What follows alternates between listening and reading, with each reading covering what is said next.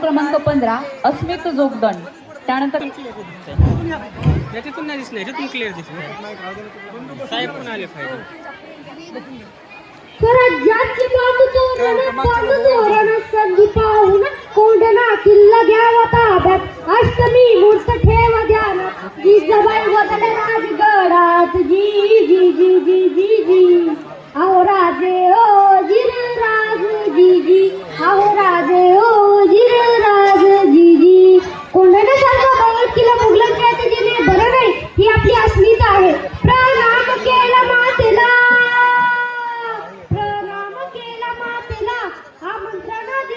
शेलार मामा होते समितीला.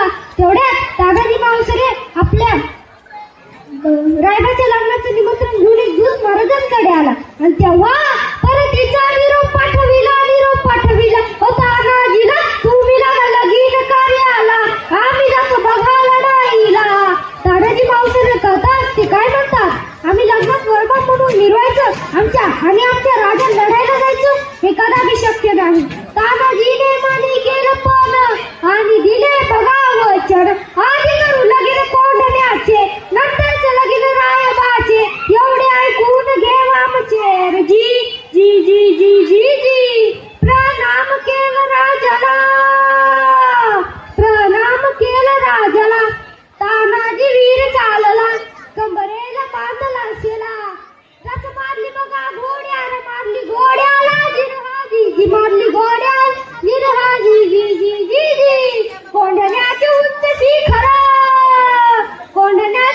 शिखर, रात किरकिर मोठी अवघड, गडावर जा तरी कसे, टाकावी कुणीकडून फासे.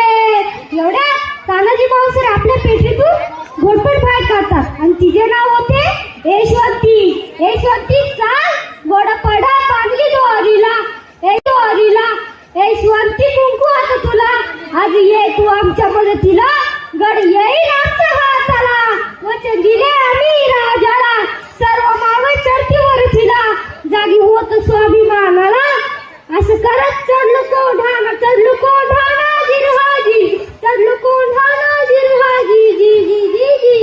त्यावेळी कोंढाणा किल्लेदार उदयभान नावाचा एक राजपूत होता. ए उदयभान्या, कोण तानाजी? हा तुझा बाप तानाजी. अरे तू इकडे काय करतोय शिवसेने? दिल्लीला चल, मुद्रा कर, तिथे तुला किल्लेदार करतील. अरे हा, दिल्लीला मुद्रा करणारी हलकट जात मराठ्यांची